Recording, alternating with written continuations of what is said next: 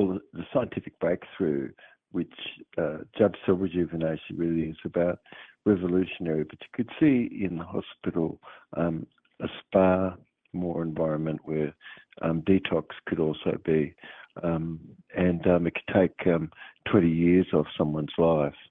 But you could think about what this is, because it could fit into where Obamacare is in the hospital, and then you've got tourist and wellness sort of centres, which this radiant wet treatment, along with looking at different things that relate to cystic fibrosis, which for our listeners, it really, and readers, it's really about sticky mucus and clearing up sticky mucus, basically. And a mucusless diet, which what Lifefood is, basically. What are some distinctions that distinguish this from other things would be the cold processedness of a product, which has enzyme and is miraculous because it's left in this three-dimensional structure. And so improving microcirculation and these sorts of things, it's quite incredible and extraordinary, because someone must look at DNA and assist to help dissolve extraneous debris in the body. And these are things which, if somebody made an appointment or they got started where this program is, you'd be clearing away all of the immune complexes scientifically.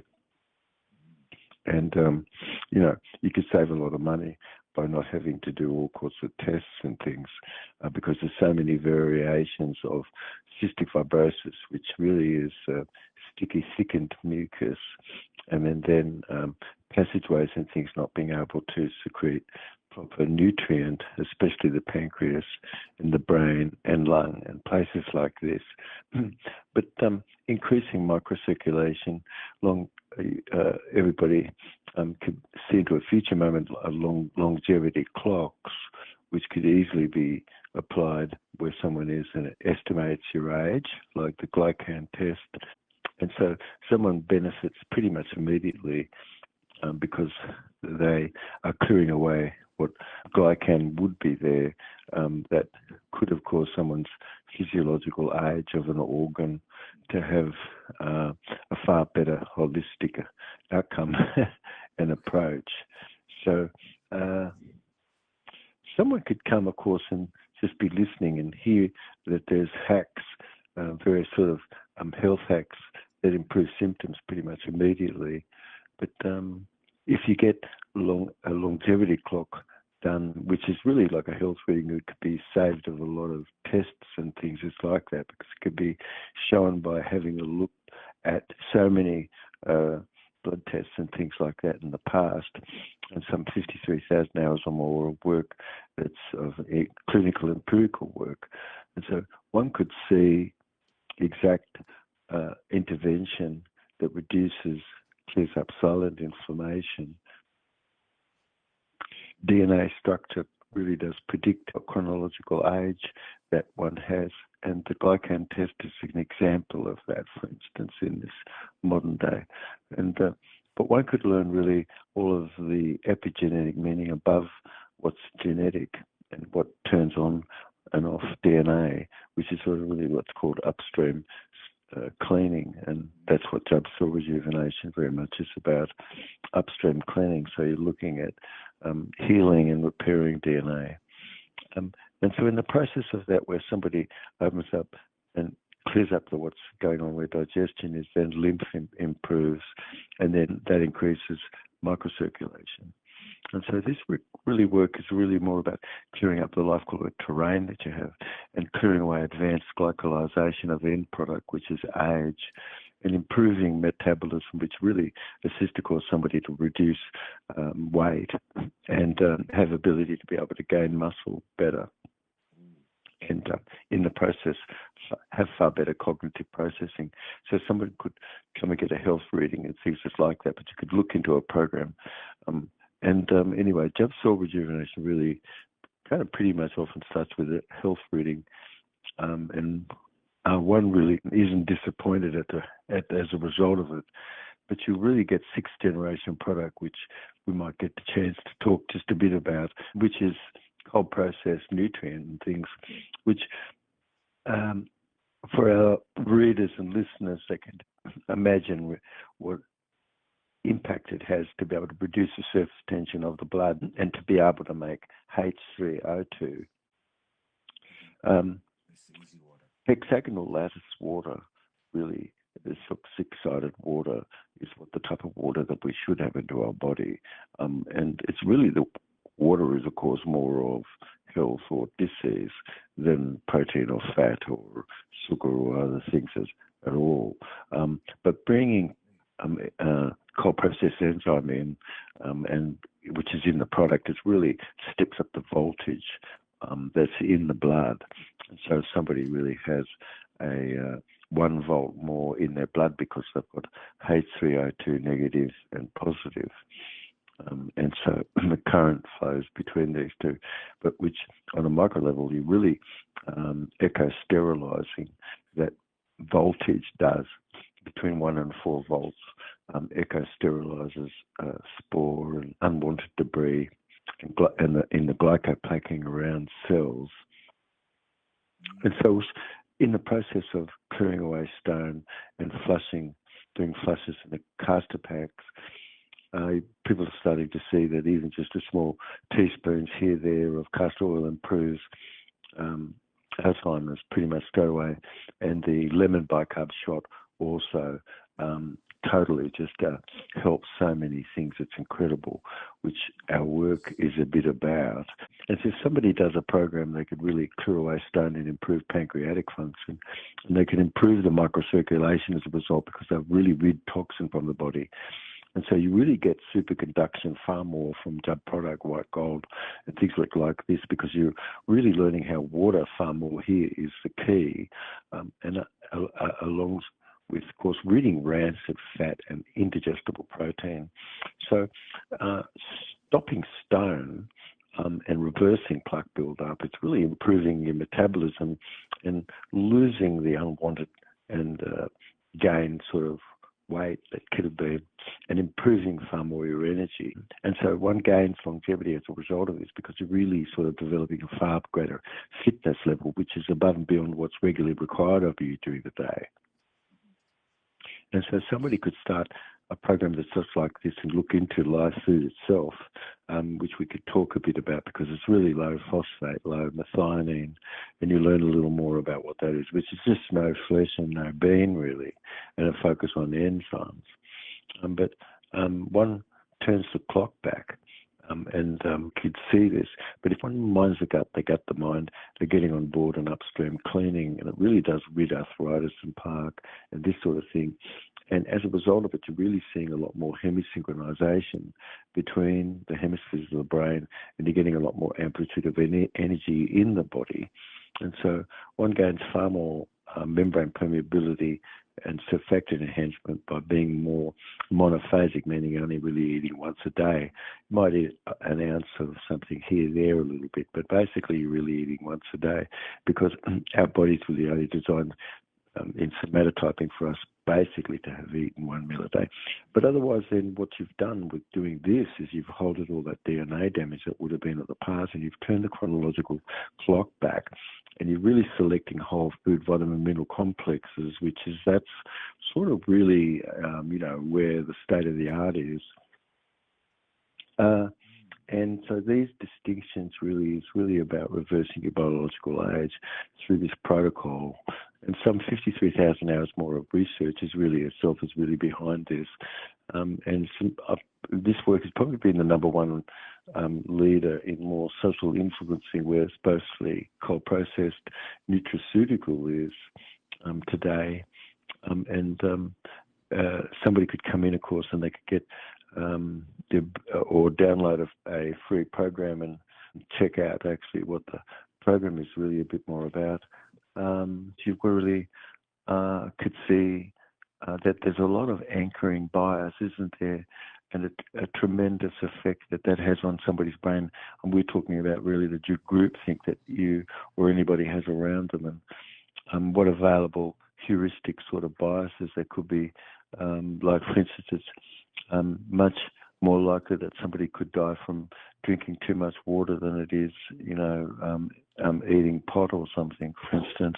And rather than dying of terrorists and that sort of thing, most people could be more likely to have died from some police accident or something, you see. But it's where we are. And it's a bandwagon effect where somebody is, and most people really are under some sort of groupthink. So it's just really that a glycosylated protein, like what goes on where your immunoglobulin G protein is, which can be measured from your saliva, it gets covered with the very things which are these glycans, and that could be read out. And so in the future, so clinics just like this Jubb cell rejuvenation in the hospitals, I think, would look at your nitrous oxide and cortisol tests and methylation tests, and there will be various things that could be ordered, so somebody sort of has a much better history of things. And gastrin is a substance which in our work we learn more about and then secrete, and gastrin really produces hydrochloric acid, and that produces a nascent hydrogen, which is a hydrogen atom which has really got a lot more neutron and spare north negative within it. And where this molecule is present and it burns with oxygen, it causes anything that's an element to come to its resonance and to its boiling point individually. And so gastrin is produced where somebody's more in a monophasic, meaning only eating once a day relative. Otherwise, gastrin can't be quite like it should be. And hydrochloric acid in the upper stomach, that really does assist to cause nascent hydrogen to be there present so that it can break things down into its below the level of hydrogen itself. And that sloop is something which goes toward being able to assist to help produce various things. So those things also are produced in the body, which we could come to perhaps at some point. But hydrogen and carbon really being spare is really what turns DNA on and off. And so gastrin produces nascent hydrogen, and just the topic of this, but lymph otherwise isn't flowing like it should be, and the functioning of one's brain and lymphatic all gets vamped up during sleep, and yet waste removal during that period of time and that sort of thing doesn't get a proper work properly because the hypercapnia causes carbon not to be present, which is a smooth muscle dilator. It opens everything up. And so that's part of the reason why somebody should be really breathing through their nose. And so waste removal during sleep and this sort of a thing goes on for someone's brain. Otherwise, norepinephrine from sleeping pills and things like that as drugs causes a non-ecological inhibition of non-REM sleep. So it blocks and stops that from it says that you don't really have proper non-REM sleep. So it sort of causes people to wake up after some 4 hours or more and changes the way that they are balanced. But in our work, we talk about how red as a colour balances blue, and a red and blue balance where things are for where light is, and dynorphine, which are opioids, and kappa opioids and receptors all are assisted, which of course would be to feel good, and the regulation of the amygdala, which is connected to the brainstem and is involved more in internal processedness, more so becomes neurologically inhibited a little more, so someone has access more to be receptive of the outside world. And you've got various areas of your brain which are functional, like the septum pellicidum, which we could talk a bit about in a moment, which connects the brain, both hemispheres together more, and a sensation between the hemispheres of the very finest substances like what we're talking about here. But life food, where we learn about what this is, it assists your body to produce natural pentapeptide and enkephalins, and also anandamide, which are really fine substances, but these are the things that cause you to feel good. And they get released and be drawn into the red blood corpuscle, and then released from the red blood corpuscle into the body where neededness is. And so you've got postsynaptic, meaning past the point of some synapse, as a neuron that is functional, where substances get released into the extracellular space and this sort of thing.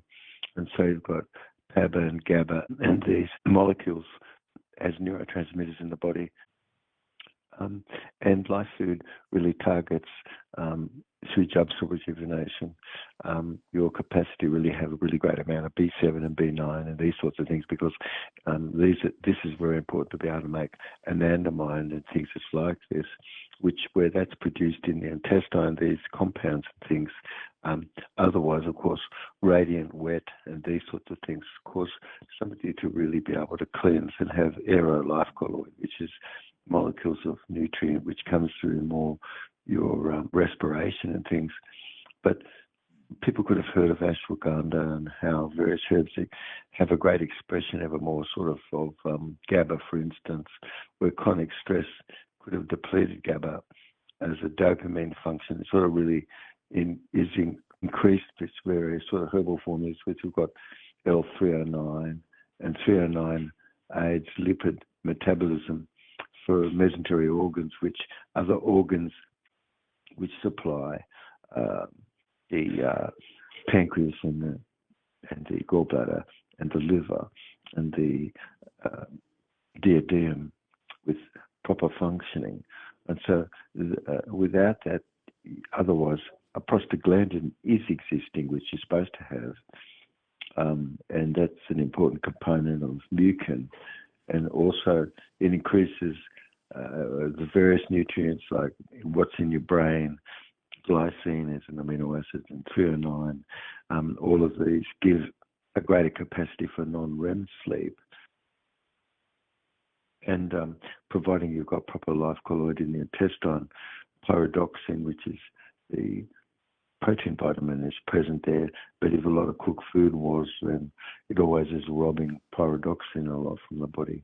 But the parts of hydrogen start to become even more increased, where brunner gland function is, and this protects the body by inhibiting sort of too much gastric acid and being able to reduce that as an antacid function. Otherwise, you could see that a caustic effect occurs past that point when secretin, which is supposed to be secreted by lower down the brunner gland, doesn't neutralize gastrin and cholecystokinin, which is really responsive to fat, where things are, all of this engages the very functioning and the health of glycopacking that's around a cell.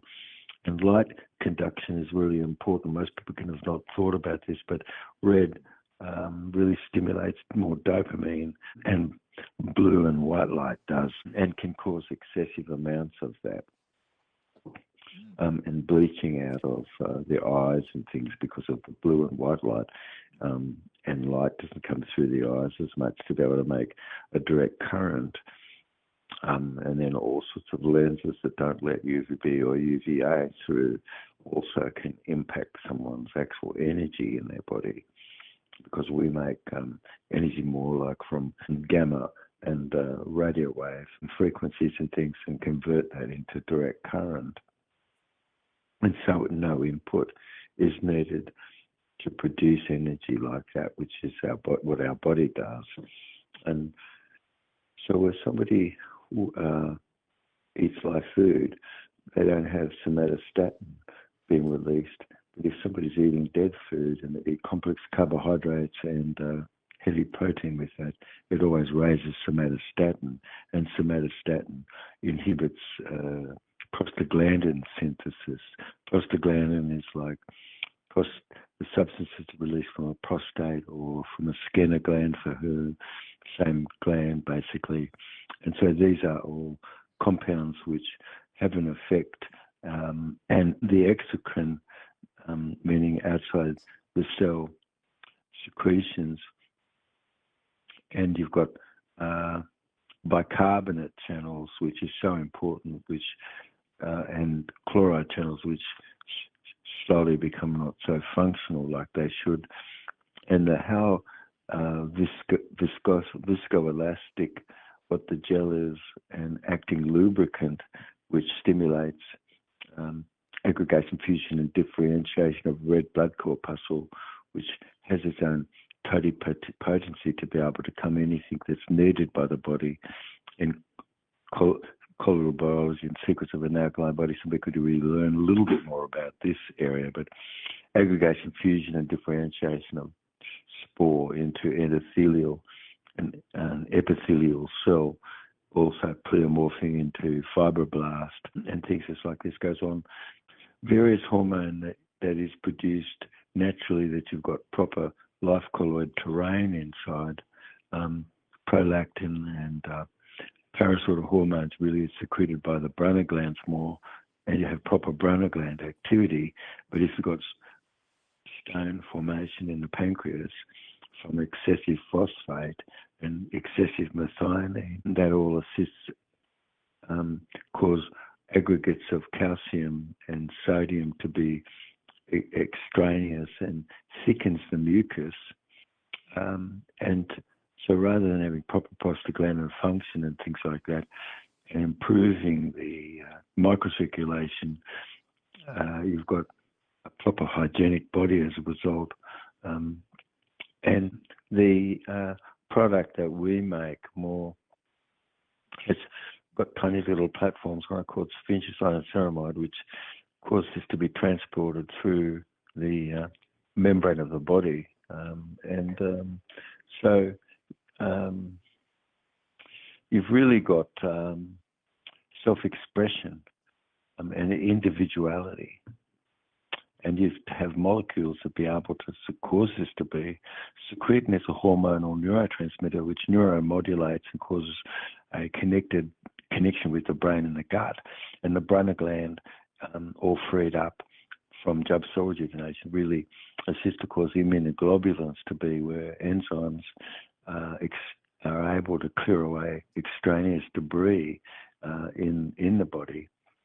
And so the septal pellicum that's in your brain can sense the pleasure sense of integration that's existing. It's a very thin double-layered membrane that's in between the two large ventricles of the brain. It links to the fornix and flow of the structure, in a syntax of your vestibular sense, which is your whole body movement, like in, out, up, down, on, off, and the way that our sensory motor complex is in balance is the vestibular sense in the way that this is being used in whole brain patterning. So you're moving forward and toward and things like this, which causes you to be more associated and things more in life versus sort of dissociated in life and not so tuned into anything much. And so that's radical because you've really got a great relaxation, which you can see, and a triangular translucent wall there is in this septum pellicum, which it really is our sense of our aesthetic sensation. It really engages you in reward experience and social bonding and integration with verbal and non-verbal memory, learning and behavior is. And secretin downstairs there, like we're talking about in the Brunner gland, gives you lipid signaling to be able to do such. You've got to have eicosanoid sort of 20 carbon sort of molecules produced locally. This is really necessary, and also you have to have a bicarbonate channel to function. And when people have done over acid or dead food, all of these things start to not function as well as what they can. But imagine it all turned around like what we're talking about by doing a 42-day nutritional cleanse. And even the heart, which beats frictionless really in its own sac, slips in the myocardium, and gas and secretin really allow such, because you've really got to have slipperiness and got to have hydrogen down and carbon down, right down to the atoms of it. And nerves, pain and all of those sorts of things is really gut connected, and gut to the brain upstairs more. And so how somebody feels in the trunk, like after you eat, could you escape if a bear chased you or something? If whole brain functioning really is vestibular, and it's a meta modality really is to apply that cause you to be more in equilibrium in the way that you're using your sensory motor complex. The septum pellicum, which is existed there, which we're talking about, really is this, including a sort of a space that's filled with fluid, and the equilibrium that it's sensing between your inner hemispheres. And the hemisphere synchronization is occurring, so information is flowing across the corpus callosum from one hemisphere to the other. And so you've got a cavity resonance there which communicates this, which is for superposition, which is broadcasting its effect ever more. And it contains element which is very fine filtrate, like we're talking about, including endorphins, opiates, enkephalins, anandamide, dynorphine molecules, which really engage you and I, where interest and pleasure is being felt. And so hydrochloric acid really is modest to be just what should be, and not overdone because somebody's been stressed out. And so how relaxed the shoulders are, more in the tummy and these sorts of things. Pleasure and interest really trigger more whole brain functioning. It's sort of coming to cause proper prostaglandin and pain sensation and fever. These sorts of things. And so there's a proper neurological inhibition of the amygdala and tegmentum, where it mediates an aversive state and inhibits that. And so you can only feel pleasant and happy, but you can't feel really miffed at the same time, for instance, because one state neurologically inhibits the other. So septal neural connecting connects the muscle to the brain, and acetylcholine really is a major neurotransmitter in the septal region, and it's connecting all the hemispheres together ever more, and the boundaries that would have been outside awareness comes to be more so. Somebody isn't just only inside themselves, but having a lot more transpersonal perception. And motor sequencing between right and left side is more balanced in a sense of state. Otherwise, there's more left triggered sorts of body movements as acting axis and axis in cue. And you can look and see through body movements and these sorts of things, which somebody could learn how to do and be able to determine to what degree somebody's more in whole brain functioning. And so nerve transmission and what you're doing, where you're doing Jubb rejuvenation, is really improving your bicarbonate transport, which improves all this neurotransmitters, your gut, the mind, the gut, and secretin downstairs there where the Brunner gland is secreted. And you've got proper then liver and pancreatic function as a result. And now small molecules can be produced like these dynorphine and opiates and things, which naturally are needed for proper immunity, because you can imagine that people are getting by just on a thread and the smell of an oily rag perhaps. And that energy should be being made just direct without any input needed, which it does. Up to a certain point, that slowly sometimes would, over time, become more coagulated itself, so it doesn't really function like it should. And so immune function does require proper dynorphine release and response, and a person's a feeling of, wow, I feel like I'm achieving things. And you've got an exercise sort of resistance sorts of training that goes on where you're building your muscle. And so you're clearing away all immunoglobulins, which would have been excessive, and you're raising the level of the hygiene of your blood. And this is what you're doing on a job, cell rejuvenation. And that requires somebody to really be considered more of lifestyle changes. And now you can change the base of glycan and these things, which definitely could be shown, in like an immunoglobulin G test that someone did. But certain it is that you could look at somebody's face and you could see how much more they have improved. But we started to talk just a bit about hydrogen of 3 atoms and 2 oxygen atoms, which is a water, which is really a gel, and N-acetylneuraminic acid, which is vitamin L or life hydrate, which is a product that we have to produce and to make HCO2. It assists to cause immunoglobulins to get cleared away, and you're much more benefiting on a Lifefood mucus-less diet. So drinking 4 ounces 3 or 4 times over 3 hours before you go to bed can help clear up all the bladder conditions that somebody could have had and cause them to be able to sleep even more through the night.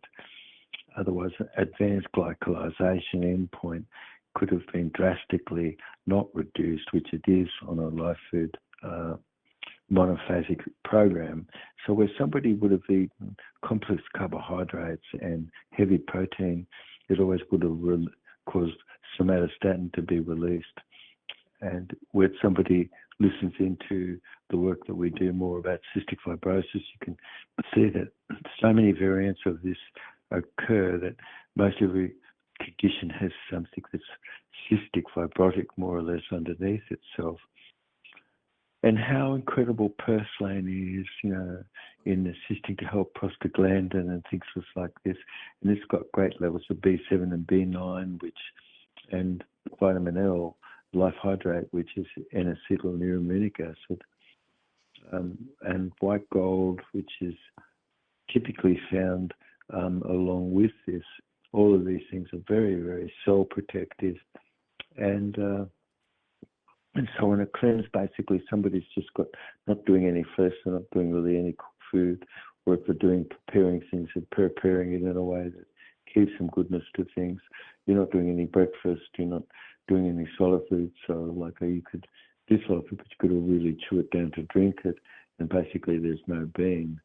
So there's 5 things which you avoid relative, and somebody could learn really the value of far infrared and how incredible that is in causing ever more greater effect of everything. And of course the castor packs and castor oil and these things are quite extraordinary. Blue and white light exposure is reduced at night. That's so very important. And otherwise, white and blue light could have really destroyed proper brain circuitry and these sorts of things. Most people have not really talked too much about that sort of thing, but that you're going to see this sort of stuff sort of coming up more in a future moment where, these screens all could have had an effect on people's eyesight and that. But dopamine is produced via far infrared balance with blue. And if dopamine was low via destructive white and blue light upon the eyes, one could have not been able to act upon truth even if they had heard it, because neurotransmitters, which is really important to be able to have any issue of reality in a sense of this being inside. You can imagine a black box, lenticular energy, which sort of comes in and doesn't come out because it curves as it comes into your eyes. And black light, if you use a black light shining this on the eyes, it shows a fluorescence back to you. And so you can see that the eye is made up out of a whole range of things like rhodium, osmium, ruthenium, palladium, and these incredible monatomic element and things, and how ultraviolet light and radiant far infrared is absorbed by the body and especially the eyes, and the eyes are bonded and made with aromatic meaning fragrant benzene rings, and which are little circuits. And on a JC quanta, which is a Jubb constant, which is the smallest pixelated dot, you've really got a controlled inductive resonance where light is induced, to sound, and H3O2 negative to positive is produced, and a current comes from this. And so red light causes all of this to get turned more back on again. Blue balanced more by red. UVA turns like otherwise hormone production and these sorts of things off. Blue light causes respiration proteins to be more stretched apart ever more. And while whole food vitamin mineral complexes, you've got dehydroxyacetone, and you've got melanopsin hormone, which, keep in mind, sort of really runs the central nerve pathway via a direct current, which is produced from your eyes. And you've got a far infrared science, which assists, of course, life food. Like if you ate purslane, for instance, or you had a little bit of a handful of arugula and these sort of things, you're able to make these beautiful molecules called like docosahexaenoic sort of acid, for instance, or hecasampantanoic acid. So these molecules, specific molecules, they are very much more needed for light transmission and how protein really interacts with north negative base. And so light, which is magneticity conducted through the body, you've got calcium and fluorine, chloride molecules, which in the eye combine with those nutrients, monatomic element, cause a fluorescence and things. So could somebody explain what the reason is behind those fluorescent elements being at the back of the retina there and converting everything of energy into a mechanical energy, which makes adenosine triphosphate, which, of course, the vitreous solution of the eye doesn't have any blood vessels in it and is running absolute from the energy that we're talking about. Light binds everything together in a particle which is conducted by a JC quantum, which is down there on a level of minus 71 millivolts. And a pressure down there is upon carbon and various molecules. And melatonin absorbs light, rhodium that's in Jubb's white gold and all the product gives you this great fluorescence and causes you to feel more warmed up and emitting of far-infrared radiation yourself. And it's immediate that these things happen. Carotenoids, which are these red pigments and things, and phycocyanin, which are blue, all balance and all exist where light is harvested, and aromatic ring compound, and these are molecules which have perfectly been selected where product is to be cold processed, and which is what's on a Jubb cell rejuvenation cleanse. And each product is something which is a whole food vitamin mineral complex that allows these things which we've been just talking about. And so a magnetophoresis exists to convert carbon into oxygen, basically. And cobalamin, when this is all exposed to light, you see. So it causes water to be more made, and rhodium-based catalyzed cathodes sort of cause carbon dioxide to really become oxygen, carbon monoxide. And you've got life colloidal transmutation going on. So you've got these wavelengths that is visible to us, like 400 to 420 nanometer, which is violet, and then you could see much larger packets up to 620, 780 nanometer size, sort of red light wavelength that's visible to us, and some could see way down to 130 nanometer and way up to at least 1100 nanometer with their eyes.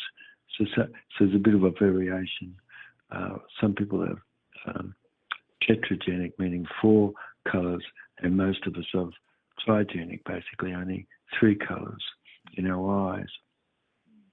But dopaminergic amacrine cells get ring molecules to function, and these molecules really are there in your eyes.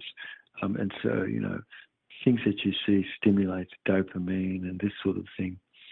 And so where somebody's sort of relaxed and they have lambda and epsilon wave, they're more in an IOS state, things are more flatlined relative inside, and beta and gamma wave more is present.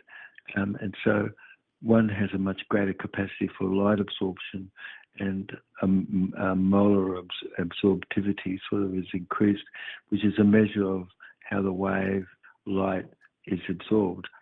And so, you know, you've got molecules and wavelengths, which is very specific.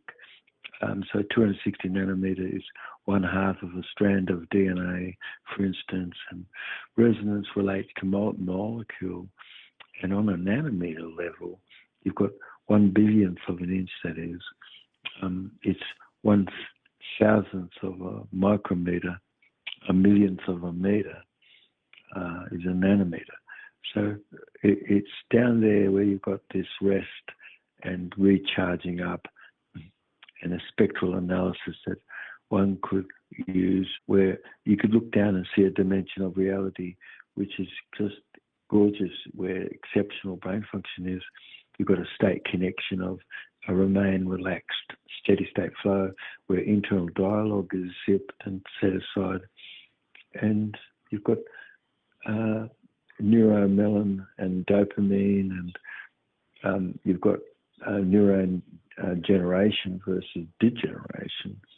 And so I looked under somatoscope to see many things and to see how aggregation, fusion, and differentiation happened, and how a red blood corpuscle could become an immune cell and things like this, or a fat cell could reverse differentiate back into a red blood cell, which is things somebody could learn a little bit more about, you know, in colloidal biology and the secrets of an alkaline body. But if you could imagine that life is really a confluent of vibration at 7.8 hertz, and you have a Schumann resonance, which is a vertical field which goes up from the Earth sort of some 35 miles, and sort of really got power surges within this a bit. And within this, you've got an energy endowed more with eye awareness. It's like a plasma of a fourth dimensional condition, and 4D printing. And so a Schumann resonance, a cyst, of course, is, and a 7.8 resonance. And you've got various sorts of resonances which sort of sets limits and things, where a JC quanta is. A JC quanta is really 10 zillionth of smaller than a light meter, as far as light's gone in a meter. So it's 10 zillionth faster than this. So stellar neuron have molecule which rotate, which is engaged where memory is, 78%, which is needed to be able to get a message to pass on. And so you could be allowing of 22% to be against something, and it still can get passed on. And messages are sensed by your hippocampus, which has got a steady state flow and a readout. And so post-temporal sort of hemisynchronization that goes on where naturalness is, where pleasantry is, large-scale sort of distant neuron all become ever more constant through superposition. And in an eye where you've got a lot more gamma wave and epsilon and lambda, or which, as one could learn more about this, you've really got greater hemisynchronization. And so 432 hertz really resonance is ever more a perfected sort of resonance, like where energy is repeated, and it does so without any resistance. And you've got an intense euphoric happiness, and the pineal resonance, which is switching internal dialogue off that's the way that you could do this the best. And it's useful in discovering how active one is being more in the moment. Some eyes actually really, like we were talking about just before, are tetragenic and others sort of mostly trigenic. But all distraction is stopped evermore by whole brain patterning and eye awareness and sleep, where things are otherwise sort of where headaches would have been, they all get disappeared evermore on life with nutrition and eye awareness evermore practice, where don't, won't, can't, should, try, but must only is sort of used more positively versus it only ever could have engaged something that wasn't positive. And so the brain naturally in an alpha rhythm evermore sort of is a gating reflex, and you've got greater information that can flow from one hemisphere to the other across the corpus callosum, which is a bundle of connective tissue connecting your hemispheres together. And so your retinal circuits of your eyes and the source of that retinal element engages dopamine, which is, that's a neurotransmitter. And the carriers of that come from rods, which are sort of information as resonance is sped up in the rod, and it acts as a regulated voltage channel, altering magnochemical sort of transformation which is going on in the brain. And without that, you're not really making GABA and PABA and these sorts of things, and glycine molecules and everything. And so, you could really think that aggregation, fusion, and differentiation of red blood copper sort of be able to make various things like dopamine. And everything impacts an effective movement and a reward system that we have. And you can imagine sort of how important it is, in fact, that you've got proper light spectrum. And so what's the benefit of having full spectrum light versus you don't really have that? Or what's the benefit of actually having more warm colours at night versus, oh no, you really don't have that. And so just like fragrance really engages in a non-polar molecule, and the body has to have these non-polar molecules to function, and cooking and things destroys those molecules as to be the reason why life food itself is far better.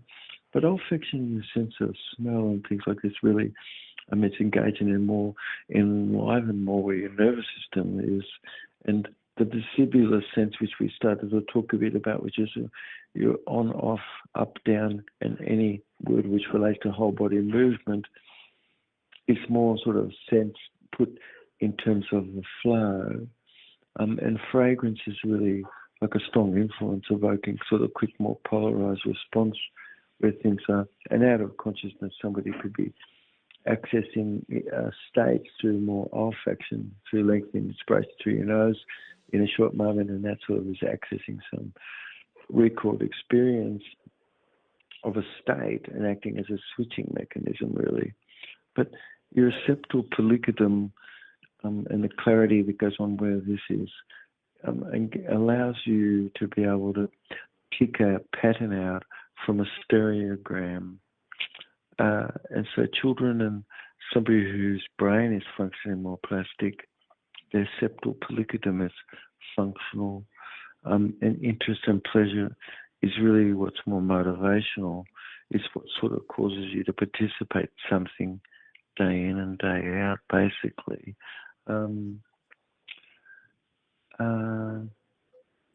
I think when we come back just in a moment here, we should talk a bit about eye awareness. A little bit, and what sort of neurotransmitters and things like that as engage more in eye awareness, and how does the septal pellicodum is our sense of alliesthetic healing and feelings of bliss, and how does this engage even more and more in your science of longevity? Yes? I'll give you a call back in just a bit, and we'll finish this session up here. But life food, life colloid, and life itself has a confluent vibration of 7.8 hertz, And that's that Schumann frequency.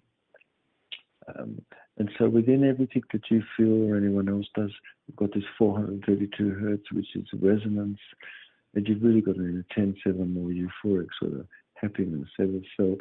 And it's sort of more pineal gland resonance here. So anyway, all right. So when we come back, we're going to talk just a bit more about this, mate. I'll call you back in about 5 minutes. Love you, mate.